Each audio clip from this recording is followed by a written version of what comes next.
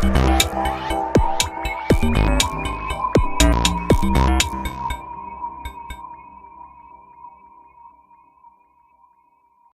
Everyone and welcome to our channel extra learning. B Ed के examinations में क्या होता है कि प्रीवियस ईयर पेपर से बहुत ज़्यादा मैच करते हैं क्वेश्चंस। इसलिए अगर आप लोग को एग्ज़ाम देना है इस बार तो इस पेपर को ज़रूर एक बार देख करके जाइए।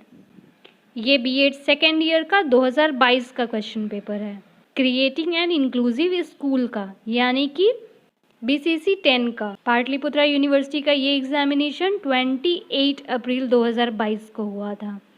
2 घंटे के पेपर्स हुए थे। फुल मार्क्स था 40 और पासिंग मार्क्स था 18, यानी कि 18 नंबर लेके आ जाएंगे तो पास कर जाएंगे इस पेपर में। इस पेपर में टोटल 3 सेक्शंस हैं। सेक्शन ए जो है वो 10 मार्क्स का है। इसमें 5 क्वेश्चन हैं, 5 क्वेश्चन बनाने हैं और 1 क्वेश्चन 2 मार्क्स का है। फर्स्ट क्वेश्चन क्या है? Right any 2 characteristics of backward children, यानी कि पिछड़े बालक जो होते हैं उनकी 2 विशेषता यहाँ पे लिखनी है। फर्स्ट होगा डिपेंडेंट बिहेवियर और सेकंड होगा स्लो लर्नर। ये लोग एक दूसरे पे डिपेंड होते हैं और दूसरा कि इनको कोई भी चीज़ लर्न करने में बहुत टाइम लगता है।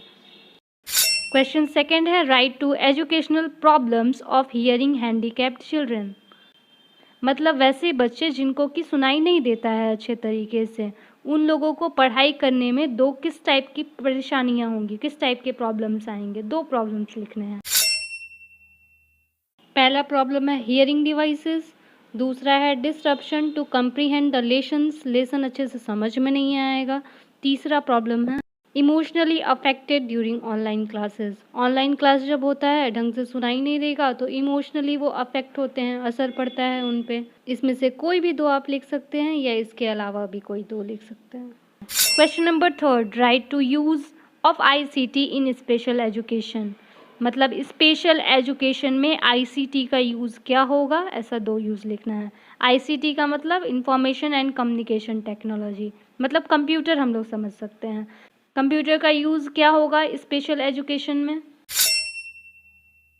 आईसीटी की मदद से बात करने का एक और तरीका मिल जाता है, एक अल्टरनेटिव तरीका मिल जाता है, लाइक फेसबुक, इंस्टाग्राम, ये सब क्या है? आईसीटी का ही मदद है। The possibilities it offers for alternative means of communication, providing access to educational resources in a more convenient way and to enhancing learning motivation।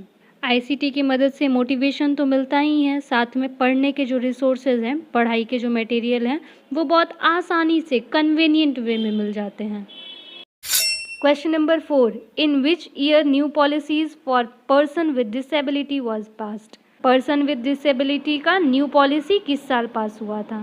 2016 is the right answer.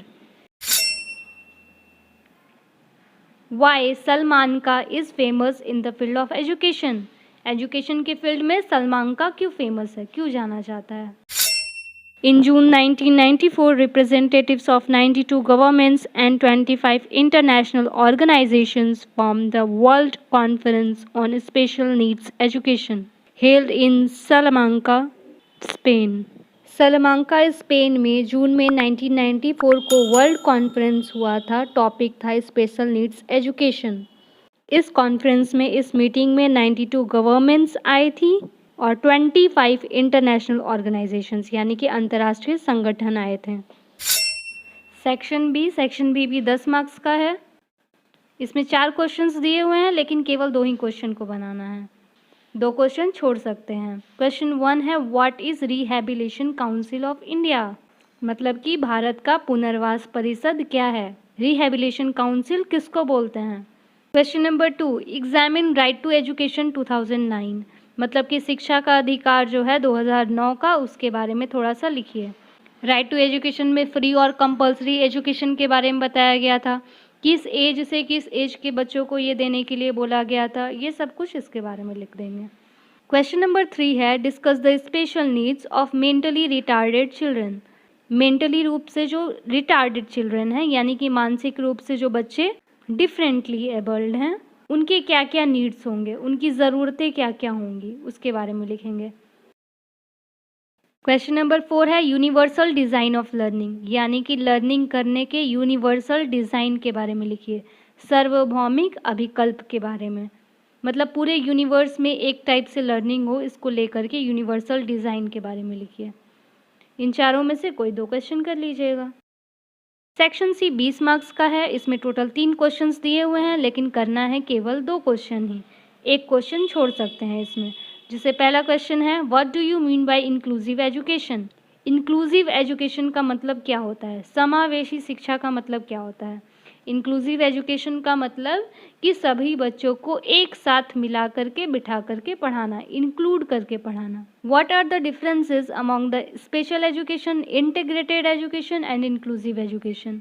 तीनों में क्या डिफरेंस है ये बताएंगे। स्पेशल एजुकेशन यानी कि विशिष्ट शिक्षा, इंटीग्रेटेड एजुकेशन यानी कि एकीकृत शिक्षा, और इंक्लूसिव एजुकेशन यानी समावेशी शिक्षा। इन तीनों में क्या डिफरेंस है उसको यहाँ लिखना है। स्पेशल एजुकेशन किसको देते हैं हम लोग, जो बच्चे बहुत ज़्यादा तेज़ होते हैं उसको भी देते हैं, और जो बच्चे बहुत ज़्यादा कमज़ोर होते हैं उसको भी देते हैं। इंटीग्रेटेड एजुकेशन किसको देते हैं, तो इंटीग्रेटेड एजुकेशन का मतलब कि एक ही बिल्डिंग में अलग क्लासरूम में अलग अलग चीज़ें दे करके, सुख सुविधा दे करके पढ़ाना। और इंक्लूसिव एजुकेशन का मतलब कि एक ही क्लासरूम में सभी टाइप के बच्चों को मिला करके पढ़ाना। ठीक है। हमारे चैनल के प्लेलिस्ट में आपको प्रीवियस ईयर क्वेश्चन पेपर्स आसानी से मिल जाएंगे। 2019 के भी, 20 में तो कोई एग्ज़ाम हुआ नहीं था, 21 के भी मिल जाएंगे और 22 के भी मिल जाएंगे। तो आप एक बार ज़रूर ओवरलुक कीजिए। Question number 2, define visual impairment, describe educational provisions for them. मतलब जिन लोगों को दिखाई नहीं देता है वैसे बच्चों के बारे में लिखना है कि डिफाइन विजुअल इम्पेयरमेंट। जिनको दिखाई नहीं दे रहा है उसके बारे में लिखिए कि कैसे बच्चों को हम लोग बोलेंगे विजुअल इम्पेयरमेंट है, ये सब चीज़ लिख देंगे। उसके बाद एजुकेशनल प्रोविजंस के बारे में लिखना है, मतलब शिक्षा उनको देना है तो उनके लिए क्या शिक्षा के प्रावधान हैं, क्या क्या प्रोविजंस हैं, कैसे उन लोग को पढ़ाना है, उनके लिए क्या फैसिलिटीज़ है, गवर्नमेंट के साइड से कोई स्कीम है या नहीं, वो सब यहाँ लिख देंगे। और लास्ट क्वेश्चन है question number 3, what do you mean by special education, what should be the major objectives of special education in Indian context। Special education का मतलब क्या होता है, विशिष्ट शिक्षा का मतलब क्या होता है, और इंडिया में विशिष्ट शिक्षा देने के उद्देश्य क्या हैं। मतलब इंडिया में स्पेशल एजुकेशन देना है तो उसका मेन ऑब्जेक्टिव क्या है वो यहाँ पे लिखेंगे। अगर आपको आंसर्स लिखने में, ढूंढने में परेशानी हो रही है या इस बात का कन्फ्यूज़न है कि कितना लिखेंगे, क्या लिखेंगे, तो प्लेलिस्ट में एक बार ज़रूर जा कर के देखिए। डिस्क्रिप्शन में भी डिटेल्स दिए हुए हैं, आंसर्स भी मिल जाएंगे आपको प्लेलिस्ट में। सब्जेक्ट वाइज नोट्स का प्लेलिस्ट है, उसमें आप चेक कर सकते हैं।